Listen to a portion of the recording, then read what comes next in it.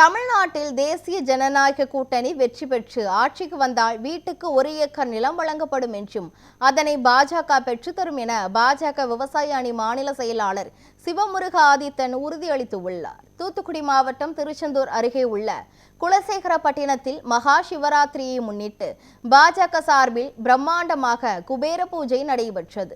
பாஜக விவசாய அணி மாநில செயலாளர் சிவமுருக ஆதித்தன், மாநில செயற்குழு உறுப்பினர் ராதாகிருஷ்ணன் ஏற்பாட்டில் நடைபெற்ற இந்த நிகழ்வில் சுற்றுவட்டார பகுதிகளை சேர்ந்த ஏராளமானோர் கலந்து கொண்டனர். இந்த குபேர பூஜையை திரைப்பட நடிகை நிக்கி கல்ராணி தீபம் ஏற்றி தொடங்கி வைத்தார். அதனைத் தொடர்ந்து பூஜையில் கலந்து கொண்ட பெண்கள் ஒரே நேரத்தில் சிவபுராணம் சொல்லியும் திருவிளக்கு பூஜை மந்திரங்கள் சொல்லியும் தீபம் ஏற்றி வழிபாடு செய்தனர். தொடர்ந்து குபேர பூஜையில் கலந்து கொண்ட நபர்களுக்கு குலுக்கல் முறையில் 2.5 சவரன் தங்க நாணயங்களுடன் 15 லட்சம் மதிப்பிலான fridge, TV, washing machine, grinder மற்றும் மிக்சர் உள்ளிட்ட ஏராளமான பரிசு பொருட்கள் வழங்கப்பட்டன. இதனைத் தொடர்ந்து விழாவில் பேசிய பாஜக விவசாய அணி மாநில செயலாளர் சிவமுருக ஆதித்தன், தமிழ்நாட்டில் தேசிய ஜனநாயக கூட்டணி வெற்றி பெற்று ஆட்சிக்கு வந்தால் வீட்டிற்கு 1 ஏக்கர் நிலம் வழங்கப்படும் என்றும் அதனை பாஜக பெற்றுத்தரும் என்றும் உறுதிபட கூறினார்.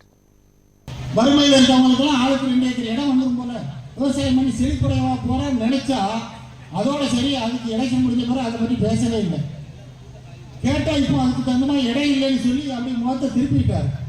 நான் சொல்றேன், குதிரைமொழி தேர்தலில் 12,000 ஏக்கர் இடம் இருக்கு. இடமே இல்லாத பெண்களுக்கு ஆளுக்கு 1 ஏக்கர் அரசாங்கத்தில் வாங்கி கொடுக்கணும்னு நாங்கள் பிஜேபியிலேருந்து அரசாங்கத்தை கேட்டு பல கடிதம் அனுப்பிச்சிருக்கோம். அது பதில் வரல. ஆனால் பிஜேபி ஆட்சிக்கு வந்தாலோ கூட்டணி கட்சி ஆட்சிக்கு வந்தாலோ நிச்சயமாக அது நடக்கும். அந்த சூழ்நிலை வந்தால் 1 ஏக்கரில் நீங்கள் 80 தென்னை மரம் வைக்கலாம். 80 தென்னை மரத்துலையும் தென்னம் பதநீர் இறக்கி கல்கண்டு காய்ச்சி வித்தாச்சுன்னா ஒரு நாளைக்கு குறைந்தபட்சம் ஒரு மரத்துக்கு 500 ரூபா கிடைக்கும். எண்ணெய்க்கு 40,000 ரூபா ஒரு மரத்துக்கு கிடைக்கும். இது போக ஊடு பயிர், தக்காளி, வெங்காயம், அது மாதிரி நிறைய பயிர்கள்லாம் போடலாம்.